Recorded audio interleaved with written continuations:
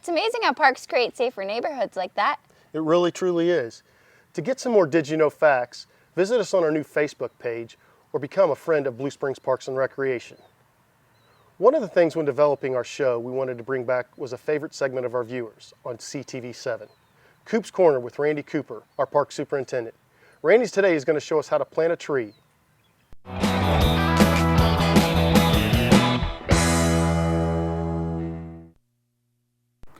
Hi, my name is Randy Cooper from the Blue Springs Parks and Recreation Department.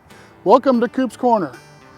One of the things that we often get asked about in the Parks and Recreation Department is how to plant a tree, when to plant a tree, and all those little things that go along with planting a tree. So I thought I would take a little time and share that with you. And I brought a couple of my guys to help me out. The first thing that you have to do is find out what you want to do, why you want to do it, and where you want to put it. So we often ask ourselves a big question: what kind of tree and where is it going to go?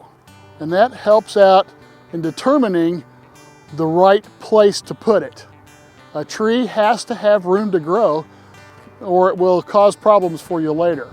As an example, is it too close to a house? Is it under a power line? Is there underground utilities you have to worry about? All those questions must be asked first before you start digging for your tree. Okay, the first thing we're going to do is look at our site. And right here we're in a park. We know we have nothing above, we have nothing below, and there's nothing around. So this is going to be an ideal spot to plant our tree. And this tree is going to be a 25-gallon container grown tree. And we're going to start with that. So the first thing we're going to do is we're going to pick out our site and we're going to dig our hole. The important thing to do is to determine the size of the hole you want to dig. And we use a rule of 5. The ball of the tree as 1, we want to dig that hole 5 times bigger. Now, I know a lot of times that's not possible, especially in a home situation, but if we're in a park, we want to get a maximum amount of opportunity for the tree to sprout and grow.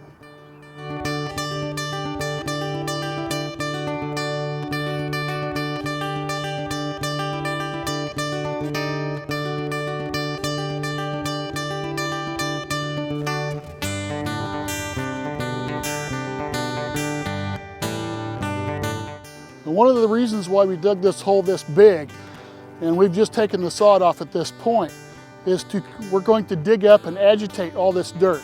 And when we put it back in, it'll be all stirred up and all loosened up, and it will really provide an opportunity for those roots to dig out before they hit what is the existing soil.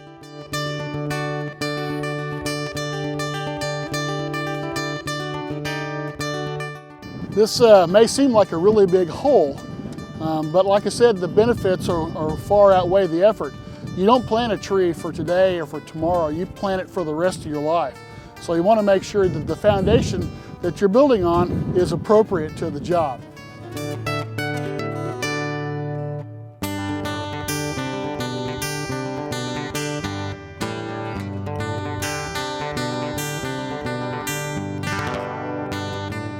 Two things we have to do when we get the tree first started to go into the hole is to look at the ball and make sure that we don't have what are called circling roots.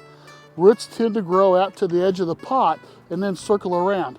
So we got to kind of break those up, loosen them up, and in some cases we have to cut them so that they will start growing again. Otherwise, they will grow in a circle in the hole and then strangle the tree.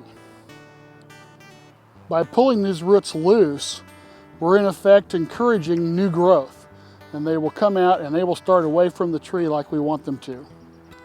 The next thing you want to do is check for the root flare.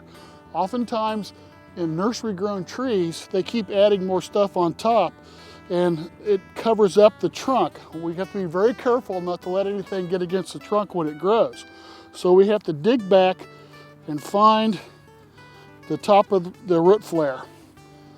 In this case, it's right here. So we're going to dig back the soil here a little bit and straighten out these roots and get them all to grow away from the tree.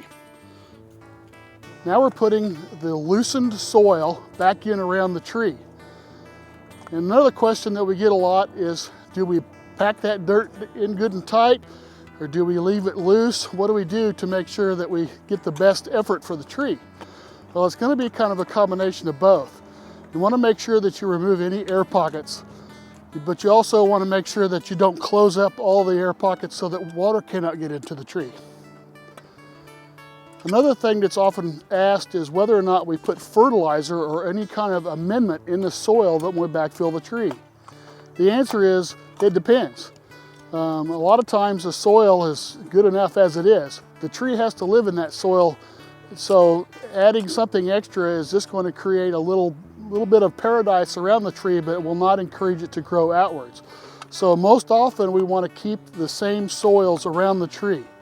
But if we have a really high clay content soil or very rocky where we don't want to put all that back in there, then we can add some stuff into it, such as some organic matter, some peat moss, but more preferably some good black soil that's well drained. Okay, we've taken this tree and got it all planted, all backfilled, everything's real happy.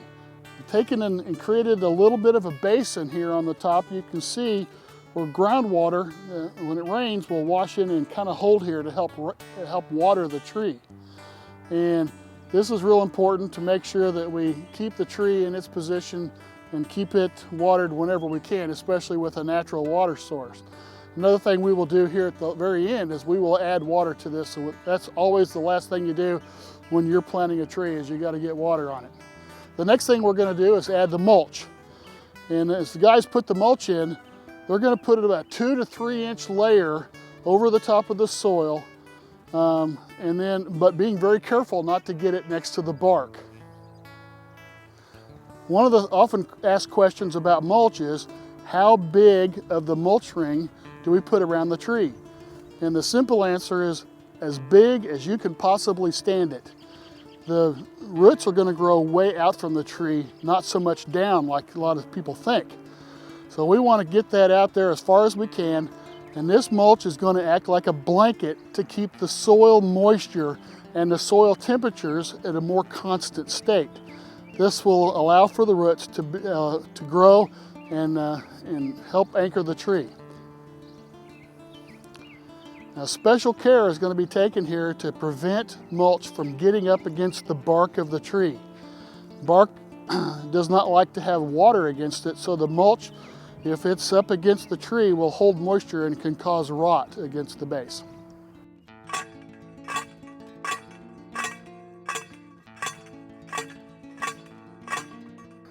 We're staking the trees.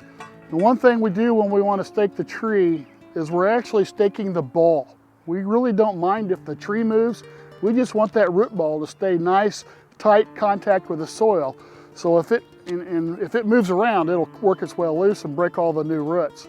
So we're going to stake it at the prevailing wind direction, which for Missouri is southwest to northeast. So we're going to put a stake on each side of the tree in that direction, and they will wire it low to hold the ball, not to hold the tree.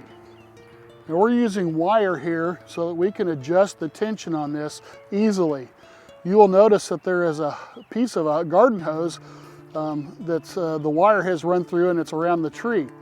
This prevents any kind of damage to the trunk. A young tree is very susceptible to trunk damage, and we have to monitor this to make sure that it's not rubbing, or we don't want a hole rub through the bark. You can see that he's using the handle of pliers to put tension on the wire. This will keep everything nice and firm, and again, we are doing the ball, not the tree. And we can come back and check this out and make sure it's tight, or if it needs to be loosened up in the future. The last thing we got to do is put some water on this tree. And we're going to water it at least 2 to 3 times a week for the first year, and maybe even into the second year, depending on the weather. A young tree is going to require lots of water to get really established. I hope you got something on how to plant a tree. It's really not that difficult, and the results and the benefits last a lifetime. Every year in the Parks Department, we plant a tree that is dedicated to the Arbor Day. And today we are planting for that very reason. This particular tree is called a black gum. And we really encourage a diverse forest in our park system, so we don't plant a whole bunch of the same thing. We try to plant a bunch of different types of species, and we hope this one will be here for a long, long time. I would like to thank Chuck and Drew for helping me out today, and we'll see you next time on Coop's Corner.